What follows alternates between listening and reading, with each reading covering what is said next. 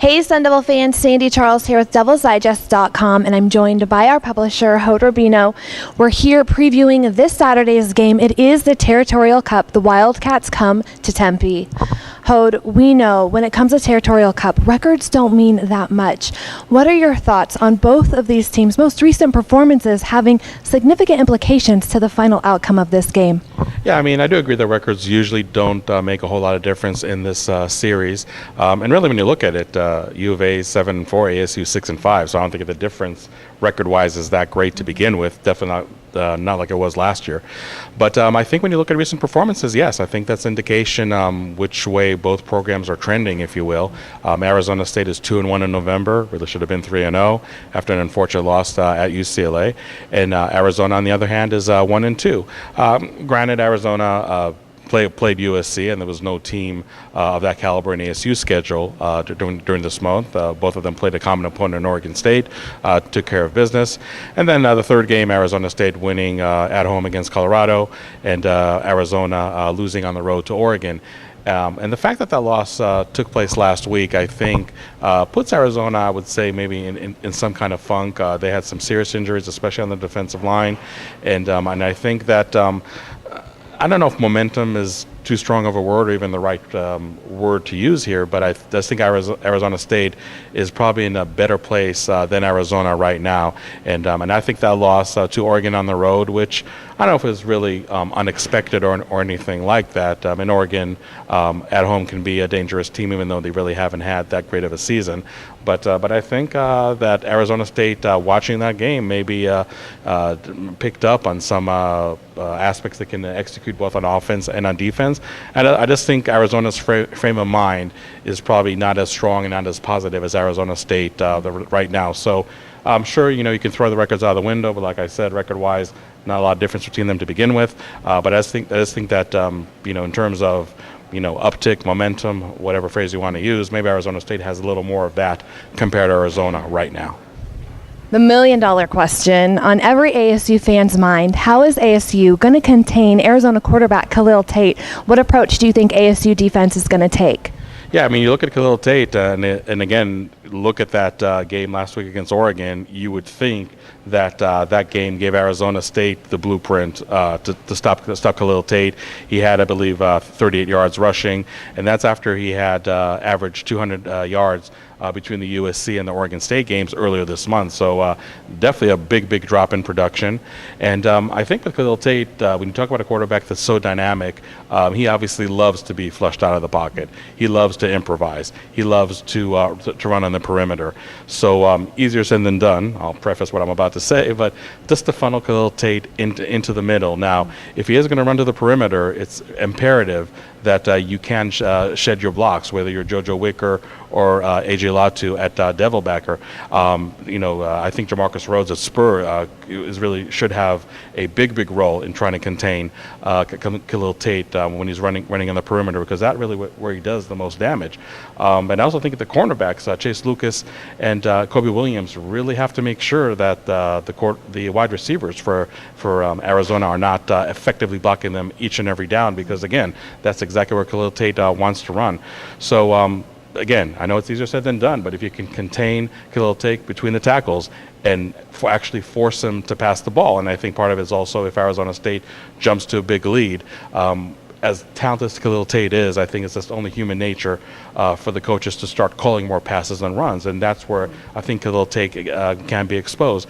Now, sure, I mean, I know a lot of people out there, and ASU coaches too, are saying that Khalil Tate is a better passer than you give him credit for, but look, let's face it, he's averaging under 130 yards passing per game, 9 touchdowns, 8 interceptions.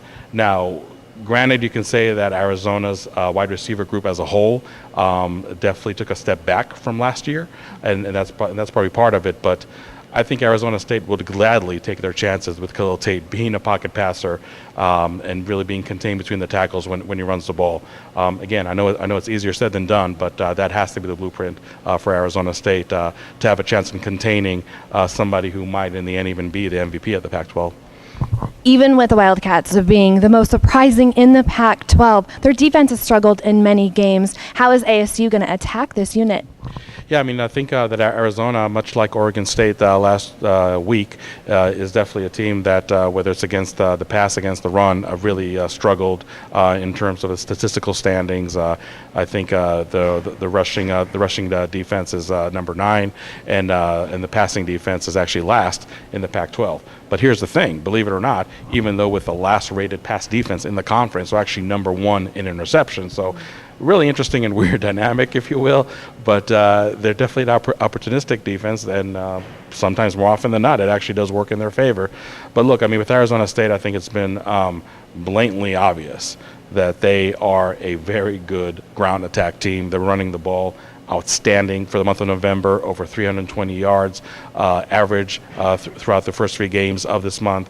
DeMar Richard alone, 430 yards, 5 touchdowns, 3 just last week. There's no question in my mind what Arizona State's approach is going to be. But it also goes without saying that if you're running the ball effectively, your time of possession is going to go up. You're going to have more plays than your opponent. And isn't the whole point of this game is really not to contain Khalil Tate? Well, if you're containing Khalil Tate, one way to contain him is really to keep him off the field. If Arizona State can really establish their running game, and I think they should, because this is not a better defense on the ground compared to Oregon State and compared to UCLA, 2 teams that Arizona State really didn't have a whole lot of problems running against. That's exactly what Arizona State needs to do. Now, obviously, I'm not expecting Arizona State to rush the ball, 80 times or something. But Manny Wilkins, with the play selection, really does not need to take any unnecessary chances and maybe throw some of those quick, 3-5 yard hitches, which some would even compare it to a run, really, even though it's a pass. I think that has to be Arizona State's approach. Don't be that tempted to throw downfield that much. I mean, I know they wanted to establish a more explosive passing game, and I know they did that to some extent against Oregon State, especially in that first drive, but I just feel that even though the Arizona pass defense, again, statistically the worst in the conference, they are number 1 in interceptions, and that's something ASU has to be mindful of. So really don't take the unnecessary chances.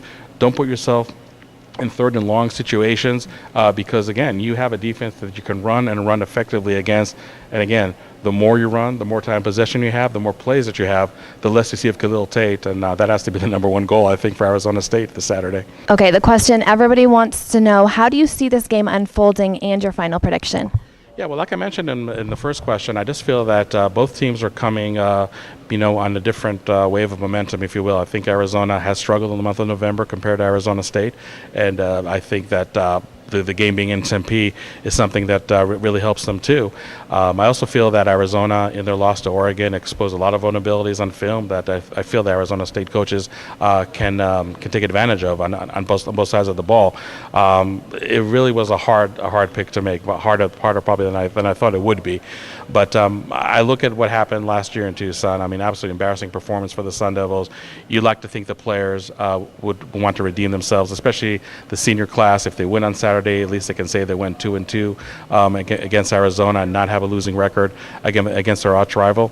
And look, let's face it, Todd Graham's coaching future can definitely hinge on this game. I think a win on Saturday would remove any doubt. So you would think that the players want to play for their coach and make sure that he keeps on coaching in Tempe. So this is going to be a nail biter. This is going to be a shootout. This is going to be an exciting game. I think the implications of this game are the biggest they've been in a while for a Territorial Cup game. But I'm picking Arizona State to win 36-31. Awesome. Thank you so much. For Hood Rubino, I'm Sandy Charles. For all your pregame and postgame coverage, keep it locked in at DevilsDigest.com.